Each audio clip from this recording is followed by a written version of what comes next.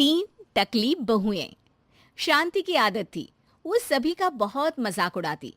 एक दिन उसके दरवाजे एक साधु बाबा आते हैं जिनके बाल लंबे लंबे होते हैं। बेटी, बाबा भूखा है, कुछ खाने को दे दे। हाँ बाबा आई, खाने को तो बनाया है लेकिन अपने लिए, आपके लिए तो ये ब्रेड है, ले लो। बेटी, बाबा रोटी खाना चाहता है। वो क्या है ना, सुबह से भिक्षा नहीं मिली, 2 रोटी तो बना दे। हाँ हाँ जरूर बना देती, ससुर है ना आप मेरे। वैसे बाबा, बालों में कौन सा तेल लगाते हैं जो इतने लंबे काले और घने बाल हैं? पहले राज बताओ, फिर मैं रोटी बनाती हूँ। बाबा को शांति की बात पर गुस्सा आ जाता है। तू बाबा का मजाक उड़ा रही है? जा, मैं तुझे श्राप देता हूं कि तू गंजी हो जाएगी। शांति बाबा की बात पर जोर जोर से हंसती है। श्राप? अरे श्राप तो ऐसे बोल रहे हैं जैसे भगवान हो। अरे इतनी ही बात पूरी हो जाती है तो भूखे क्यों घूमते हो? रोटी मांग लिया करो ना। मूर्ख लड़की, तू तो मजाक उड़ाने से बाज ही नहीं आ रही। मैं तुझे और श्राप देता हूं कि तेरे घर में जो भी औरत आएगी सब गंजी हो जाएगी। बाबा वहां से चला जाता है और शांति के बाल धीरे धीरे झड़ने शुरू हो जाते हैं और एक दिन तो वो पूरी टकली हो जाती है और वो अपने पति से कहती है, हाय रे, इस शहर का पानी भी ना कितना गंदा है। एक मेरे मायके का पानी था जिससे नहाने से बाल ही बाल लहराते थे, और एक तुम्हारा शहर। गंजी हो गई हूं मैं। अरे पर मैं ठीक हूं, मेरे 3 लड़कों के बाल ठीक है, एक तेरे ही बाल कैसे चलेगा? बात तो कोई और लगती है। लेकिन शांति को जरा सा भी बाबा का श्राप याद नहीं होता। खैर, दिन बीतते हैं, शांति को विग लगाने की जरूरत पड़ जाती है और एक बार पड़ोसन आती है।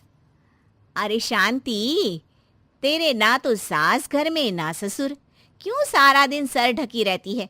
इतनी संस्कारी तो तू है नहीं। हाँ, अरे क्या बताऊं, पूरे बाल झड़ गए, टकली हो गई हूं मैं, टकली।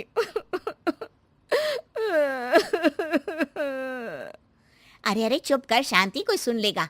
एक काम कर, वो डॉक्टर बाल है ना, उनके पास चली जा, वो तुझे आर्टिफिशियल हेयर लगा देंगे, फिर तो पहले से भी बहुत अच्छे बाल लहलाएंगे तेरे सर पर। शांति डॉक्टर के पास जाती है। डॉक्टर उसे हैरानी से देखता है। क्या हो गया डॉक्टर साहब, कभी टकली औरत नहीं देखी क्या? अरे देखी तो है, लेकिन इतनी टकली नहीं देखी। इतनी टकली से क्या मतलब है? टकली तो टकली होती है ना। अरे नहीं नहीं बहन, मैंने अपने 30 साल के करियर में ऐसी टकली नहीं देखी। अरे ठीक है ठीक है, पहले मेरे सर में बाल उगाने का कितना लगेगा ये बताओ। डॉक्टर सर देखते हैं और कहते हैं, ना जी ना, कुछ नहीं हो सकता, आपके सर पर बाल उग ही नहीं सकते, अंदर तक बंजर है जी आपका सर। शांति मुंह लटकाकर घर आ जाती है। अब कभी वो नकली बाल लगाती तो कभी पल्ले से सर ढकती।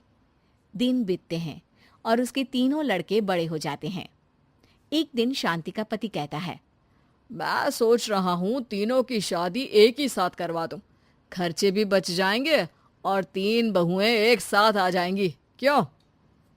हाँ वो तो ठीक है, लेकिन मेरी एक शर्त है। अरे इस शहर में 3 की शादी करवाएंगे और कल को दूसरे शहर की लड़कियों को यहाँ का पानी सूट नहीं किया तो जैसे मैं गंजी हो गई वैसे ही वो 3 भी हो जाएंगी तो। अरे तुम बेवजह डर रही हो, देखो मेरे और 3 बेटों के बाल बिल्कुल ठीक है, ये सब बातें छोड़ो अब। खैर, शांति की 3 बहुएं आ जाती हैं। शांति ने खास करके उन लोगों को उनके बालों को देखकर ही पसंद किया था। मैंने तो टकली होकर पूरी जिंदगी काट दी, लेकिन तुम 3 के बाल पूरे घर की शान होने चाहिए। किसी के भी बाल कम हुए तो वो मेरे घर में नहीं रहेगी। इस घर में प्यार और इज्जत के साथ रहना है तो अपने बालों का ख्याल रखना होगा। बड़ी बहू कहती है, जी माँ जी, आप चिंता ना करें, मेरे बाल तो इतने बेशर्म हैं कि मैं आज गंजी हो जाऊं तो कल ही बढ़कर घुटने तक आ जाएंगे। दूसरी बोल पड़ी, माँ जी, मेरे बाल तो कभी एक भी नहीं झड़े, चाहे मेरी माँ ने कितना ही चुटिया पकड़कर पीटा हो मुझे। अरे माँ जी, मेरी तो दादी के बाल आज भी ऐसे हैं। माँ के तो आपने देख ही लिए हैं, मेरे बाल की तो बिल्कुल ही चिंता न करें आप। शांति भी बहुओं के लंबे काले घने बाल देखकर खुश रहती, लेकिन ये क्या, माँ जी हाय रे, मेरे बाल के तो गुच्छे गुच्छे निकल रहे हैं। शांति हैरान रह जाती है कि ये क्या, पर फिर भी बाबा की बात उसे याद ही नहीं आती कि इस घर की किसी भी औरत के सर पर बाल नहीं होंगे। ऐसे ही दूसरी और फिर तीसरी बहू के बाल भी झड़ने लगते हैं। शांति सर पकड़कर बैठ जाती है। अरे शांति, क्या हो गया? अब क्यों परेशान दिख रही हो? अरे क्या बताऊं, पहले मैं टकली हो गई, अब मेरी तीनों बहुएं भी टकली होने वाली है। देख शांति, अब तो मामला कुछ और दिख रहा है। कहीं कभी किसी ने तुझे कोई श्राप तो नहीं दिया?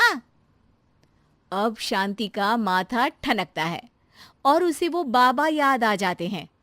अरे हाँ हाँ, वो बाबा आए थे 20 साल पहले। फिर शांति उसे सारी बात बता देती है, लेकिन उसके 2 ही दिन में उसकी बाकी की तीनों बहुएं भी गंजी हो जाती हैं। हाय रे, पापा ने कहा शादी करवा दी, मैं तो गंजी हो गई। ये सब सासू माँ को मिले उस श्राप के कारण है। और कैसे हम लोगों को बोल रही थी बाल नहीं तो घर पे रहने नहीं देंगी। अरे केस कर दो ऐसी औरत पर।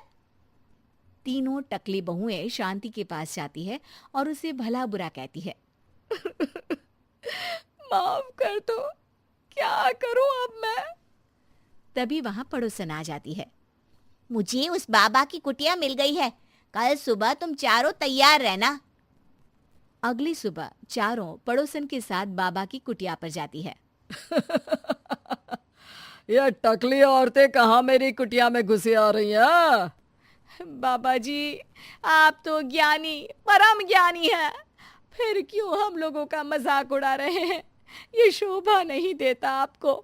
तो क्या तुझे शोभा देता था जो आज से 20 साल पहले तूने मेरा मजाक उड़ाया था? बाबा मुझे माफ कर दो, मैंने तो जैसे तैसे जिंदगी काट ली, लेकिन इन बच्चियों का क्या कसूर है? मेरी सजा इन्हें ना दे। लाख मिन्नतों के बाद बाबा कहते हैं, ठीक है, मान लिया, लेकिन आज के बाद किसी का मजाक उड़ाया तो? नहीं नहीं बाबा जी, मैं तो किसी का मजाक नहीं उड़ाती हूँ, मेरे तो संस्कार ही ऐसे नहीं है। हाँ बाबा जी, किसी ज्ञानी बाबा का मजाक उड़ाना तो बहुत बड़ा पाप है। तीसरी भी बाबा से माफी मांगने लगती है। बाबा, मैंने अपनी पूरी जिंदगी ऐसे ही निकाल दी है, प्लीज अब मेरे बाल भी मुझे